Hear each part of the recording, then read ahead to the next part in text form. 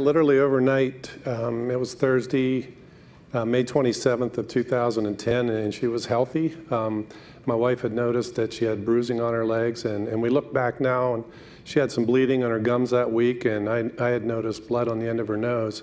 But she felt normal until the day she was diagnosed. So overnight, she had severe leg pains, and by morning, we decided to take her to the pediatrician. And Carrie took her, my wife Carrie, and her mom Pam. And I had to go to work, but by 9 o'clock, they called me and said that Emily was in the emergency room and there was really something wrong. And over that weekend, which was Memorial Day weekend, they diagnosed her with leukemia. So you went initially to Hershey Medical Center, is that right? Correct. And she had the standard treatment, which is, as I understand it, 26 months of chemo? Yeah, that's what we were told. That's a pretty tough regimen to start with. Yeah, she had a tough start, but she did get into remission, and she stayed in remission for 16 months, the first 16 months.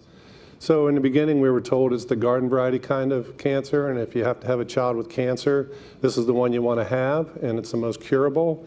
So we thought, we could get through this, and from the time Emily was diagnosed, I picked her up and looked her in the eye and said, no matter what happens, you're going to beat this because only the strongest kids in the world are picked to fight cancer.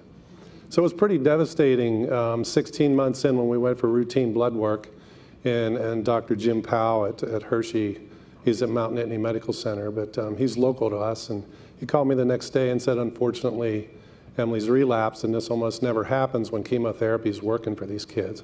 Works for 80 or 90% of children, right? Yeah.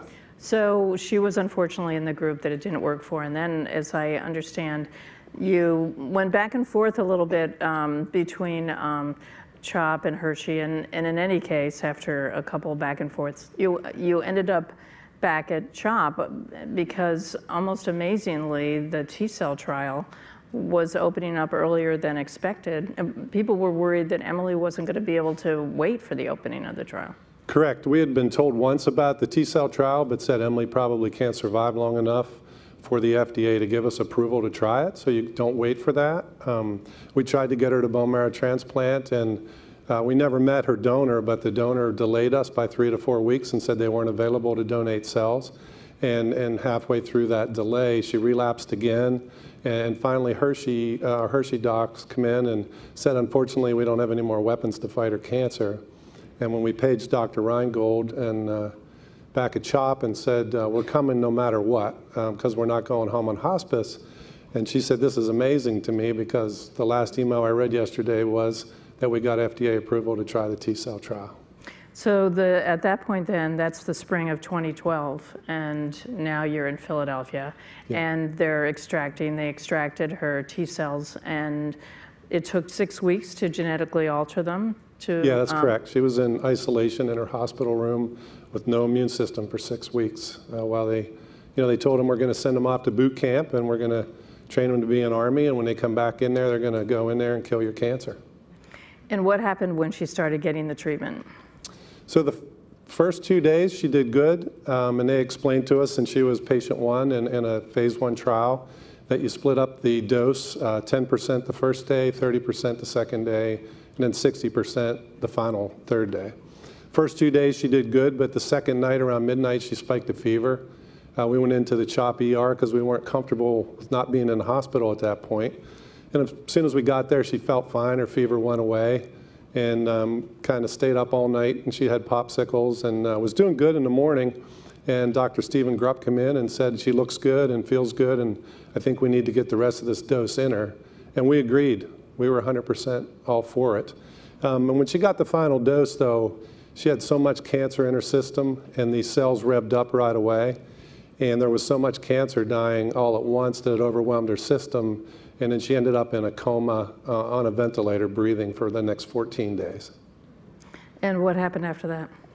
So during that time, while she was in the coma, the doctors were working around the clock to try to make her a success and give her every chance she could. And they come up with the suggestion to try an arthritis drug on her to turn her symptoms around that had never been used on a cancer patient. And that drug is tocilizumab. And in her system, we found out later that she had over 3 pounds of tumor in her blood. and that was all being killed at once. And this IL-6 protein was out of control in her system, which was giving her really bad side effects, and she was really swelled up, and to the point where they told us they didn't think she could survive the night. But when they gave her that medicine, things started to turn around with her blood pressure right away. And I believe it was 14 days after the coma, she woke up on her 7th birthday.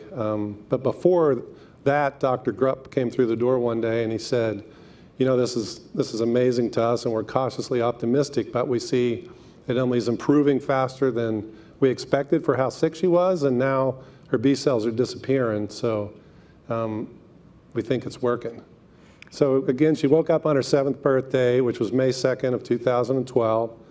And then 8 days later, which would be 23 days from her first dose of T cells, they checked her bone marrow and she was completely cancer-free.